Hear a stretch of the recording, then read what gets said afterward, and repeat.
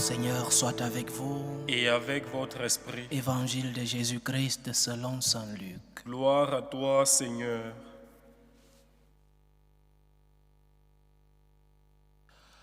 En ces jours-là, Jésus s'en alla dans la montagne pour prier, et il passa toute la nuit à prier Dieu.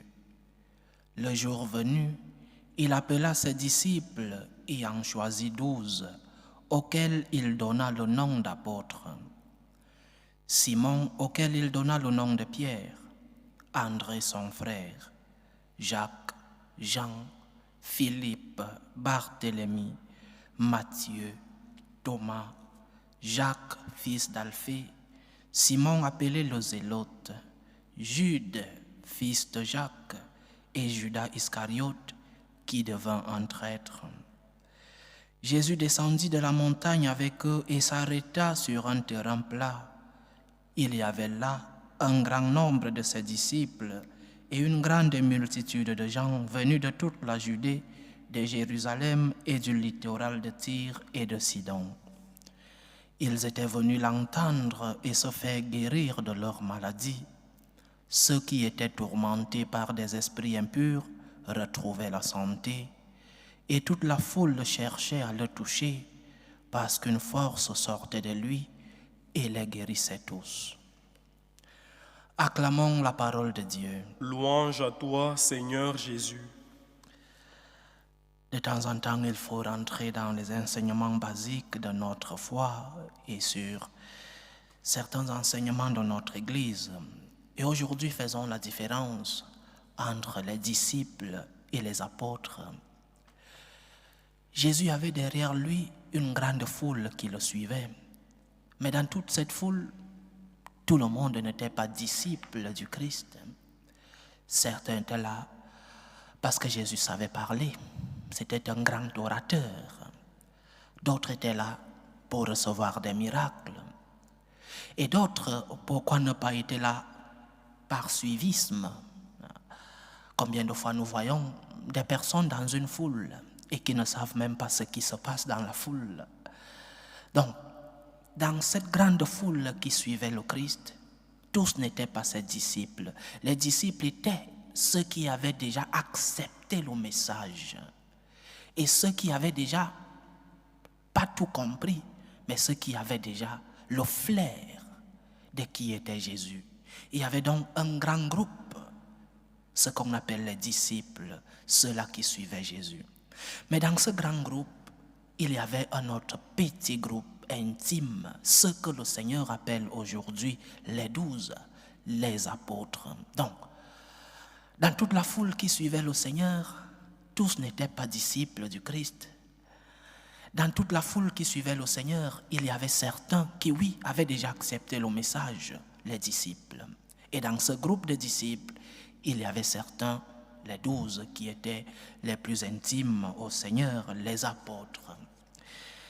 Ça peut être un enseignement basique pour certains, mais de temps en temps, il faut rentrer dans ces petites choses de notre foi qui parfois, dans nos arguments pour défendre notre foi, nous n'arrivons pas à bien employer les préceptes et l'argument ne tient pas si les préceptes si les concepts ne sont pas bien ordonnancés. Ceci dit, quel est l'enseignement de l'appel des 12? Jésus appelle des personnes comme toi et moi. Il était Dieu. Il pouvait se servir des anges. Il est Dieu. Il pouvait se servir des anges. Mais il appelle des personnes comme toi et moi. Des personnes avec leurs qualités, mais aussi avec leurs défauts. L'enseignement, c'est lequel il appelle Simon le Zélote. Les Zélotes étaient cette secte politico-religieuse qui voulait se libérer de cet envahisseur romain. Ils utilisaient donc la force et parfois faisaient couler du sang. Simon vient de cette secte politico-religieuse. Nous voyons d'autres, les frères Zébédée, qui étaient des pécheurs, des personnes différentes, des personnes avec leurs qualités et leurs défauts. Enseignement. Le Seigneur nous aime tous. et il nous aime comme nous sommes. Le Seigneur t'aime comme tu es. Le Seigneur ne choisit pas d'aimer les bons et de ne pas aimer les mauvais. Il nous aime tous. La mission salvatrice et rédemptrice du Seigneur, c'est pour tout le monde. D'ailleurs, qu'il n'y a pas de justes, nous sommes tous des pécheurs. Mais Dieu nous aime tous. Il t'aime comme tu es. Et il t'appelle comme tu es. Il écoute tes prières comme tu es. Il écoute tes supplications comme tu es. Le Seigneur nous aime tous. Mais cet amour n'exclut pas la bataille et la lutte. Cet amour n'exclut pas que nous devons faire des efforts pour nous éloigner du mal. Cet amour de Dieu pour nous n'exclut pas que nous devons, par nos sacrifices, par nos efforts et par la grâce de Dieu, nous éloigner du péché. Le Seigneur qui nous aime tous nous donne aussi cette mission. Fais un effort. Fais un effort. Je t'accompagne dans ton effort. Le Christ a accompagné ses disciples, ses apôtres, pendant toute sa vie publique jusqu'à la Pentecôte. Il les a accompagnés pour qu'ils puissent comprendre le message avec leurs défauts, avec leurs faiblesses, avec leurs chutes. Mais il les a accompagnés avec patience. Le Seigneur est patient envers toi. Le Seigneur comprend que tu puisses tomber. Le Seigneur comprend que tu puisses avoir tes faiblesses. Il entre dans tes circonstances. C'est pourquoi il s'est fait chair, pour entrer dans ton histoire, pour toucher du doigt tes réalités. Mais il te demande des efforts.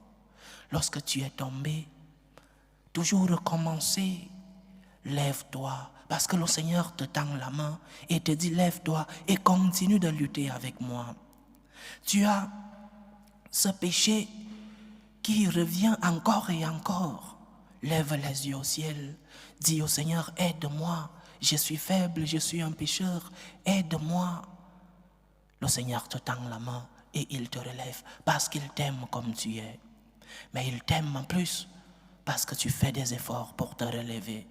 Il t'aime parce que tu sais demander pardon.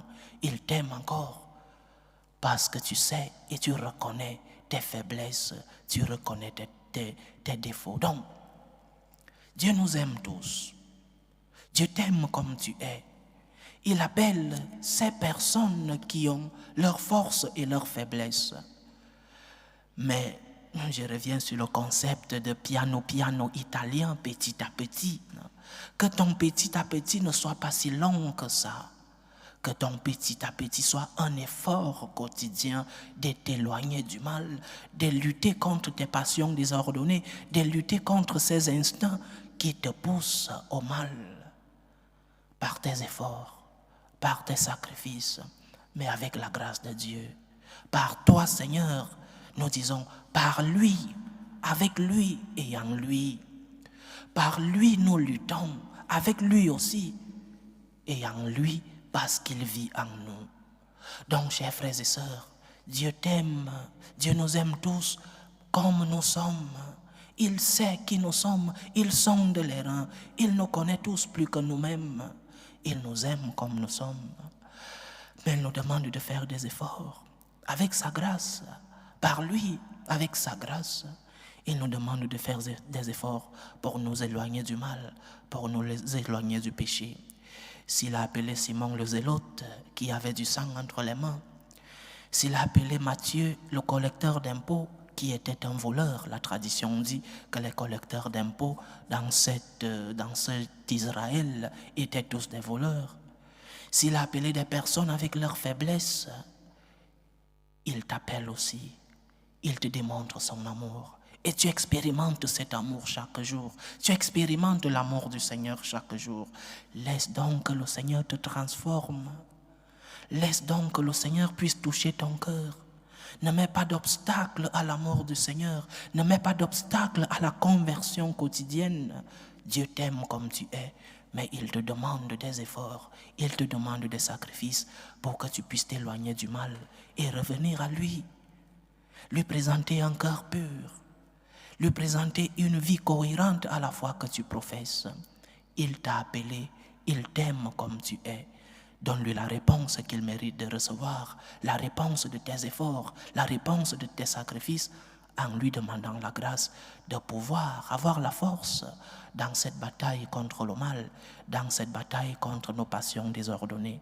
Que Dieu nous aide à lui offrir le cœur qu'il mérite de trouver en nous, qu'il nous aide dans nos efforts quotidiens contre le mal, qu'il nous aide à nous éloigner de tous ces obstacles qui mettent un frein dans notre relation avec lui. Que Dieu qui a appelé des personnes faibles puisse se souvenir de nous et nous transforme. Loué soit Jésus-Christ. À jamais.